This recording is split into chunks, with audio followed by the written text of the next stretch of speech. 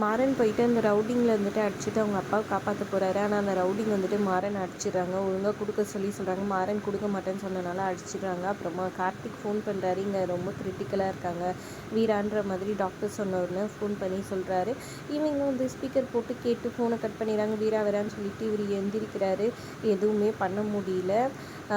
என்கிட்ட எதுவும் இல்லை போங்கடா அப்படின்னு சொல்லிட்டு மாறன் வந்து எல்லாரையும் அடிச்சு தும்சம் பண்ணிவிட்டு அவங்க வந்து அவங்க அப்பாவை காப்பாற்றி கூட்டின்னு போக பார்க்குறாங்க. அப்போ அந்த எம்எல்ஏ வந்து கெஞ்சுறாரு, ப்ளீஸ் அந்த இதுவும் கொடுத்துரு எனக்கு ப்ளீஸ் ப்ளீஸ் ப்ளீஸ்ன்னு கெஞ்சுறாரு.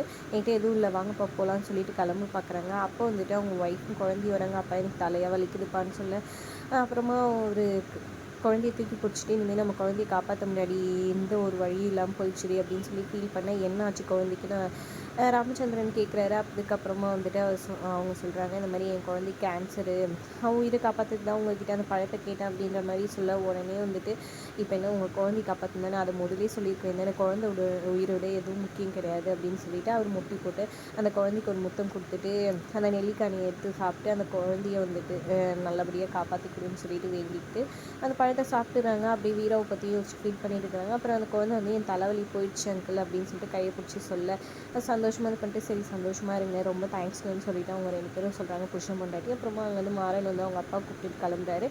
இங்கே வீரா ரொம்ப இதுவாக இருக்கிறாங்க, கிரிட்டிக்கலாக இருக்காங்கன்ற மாதிரி சொல்லிட்டு இருக்கிறாங்க.